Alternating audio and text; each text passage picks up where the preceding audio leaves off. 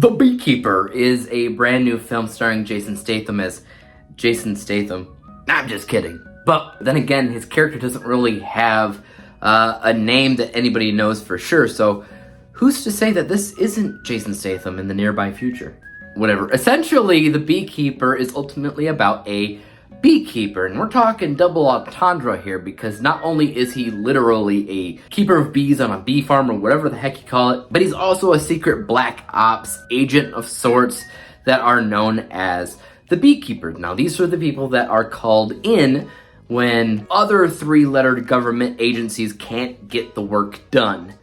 Not unlike the Expendables. But I digress. Jason Statham in this is basically a one-man Expendables film. Now, he goes rogue in this film because a neighbor of his, one of the only people in his entire lives to have taken care of him and to care for him, kills herself because she gets a virus on her computer that says, "You have a virus. Please call this number and we'll walk you through the steps one by one to get rid of this thing." And so she does, but she doesn't realize that the people on the other side of this are absolutely horrible hackers that are able to look at all of her bank accounts in one fellow swoop once she actually calls them and gives them the information that they need. And once they have all this bank information, all they basically have to do is click a couple buttons and they zero out all of her accounts. And obviously that was her life savings, her retirement fund.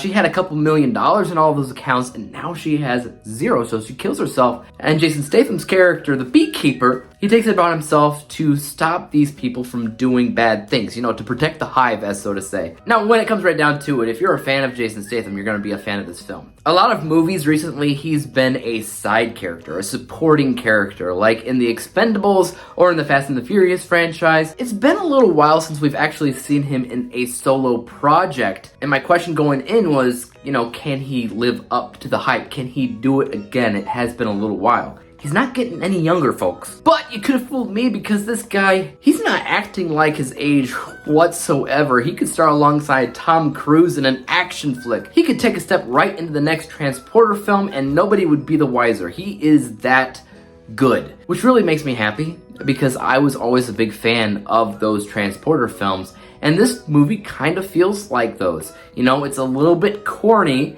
but it's also extremely exciting when it comes down to the action in particular. This is a guy that doesn't really use guns, so he ends up using his Fists of Fury, you know, martial arts, which is what Jason Statham's known for. He's really, really good in it. This is one of his best films in a long time when it comes down to just kind of showcasing what he does as an action star. But I also really appreciated the foundation of the story, because without that, the movie would be kind of bland. You know, one of those non-stop action thrill rides that are also boring at the same time.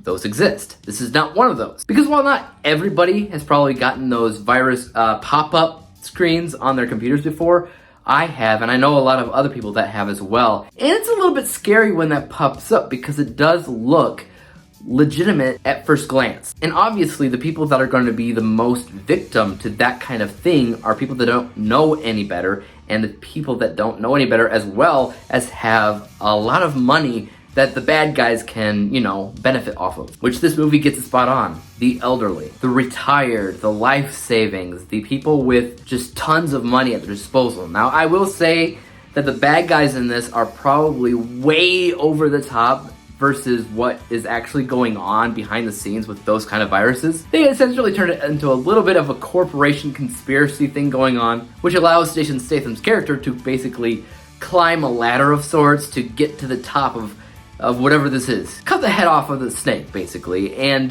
throughout the film, there's just a ton of bee references and puns, as if, you know, Mr. Freeze in the Batman and Robin film, played by Arnold Schwarzenegger, had his own movie and he was just unleashing all of these puns, but doing so in a way that is kind of tongue-in-cheek, you know, self-aware. Jason Statham's like that. Like, he loves bees, and so he's like, I gotta protect the hive. That must sting. Stuff like that. I laugh. But it is a good, entertaining film. It's not the best movie in the world. It's probably not even, you know, the best thing Jason Statham has ever done, but it is the best thing that he's done in a while, because I remember watching the first Meg film, and I wasn't really a big fan of that. So much to say, I didn't even watch the second one. The Mechanic 2 came out, was fine, but again, it didn't have that spark. You know, he's fun to watch in The Expendables, he's fun to watch in Hobbs and Shaw, he's fun to watch in the Fast and Furious franchise, but to be honest, us fans of Jason Statham needed this. So basically, if you're a fan of Jason Statham, this is definitely worth the watch. It won't be winning any awards, okay? It's not a great cinematic endeavor. The visuals, the music, the performances, pretty much everything is safe, you know? It's basically what you come to expect out of a Jason Statham action film. But the choreography and the editing is actually really, really good, which is a plus. But if I had to score this film, I would probably give it probably a B+, a Beekeeper's plus. It's not really in the A tier unless you're saying, here's a list of Jason Statham movies. Then at that point, if you're only comparing his movies to his other movies, then it might be in the A tier. But as a movie in general, B+. It's entertaining, it's action heavy, Jason Statham's great in it, and I wouldn't mind rewatching it down the road. But what about you guys though? Have you seen The Beekeeper? If you have, let me know your thoughts about it in the comment section down below. Are you a fan of Jason Statham? And if so, what's your favorite Statham action joint? And as for YouTube, you guys know what to do. Hit the like, subscribe button, and bell to be notified when I come out with my next review. And until then, peace out.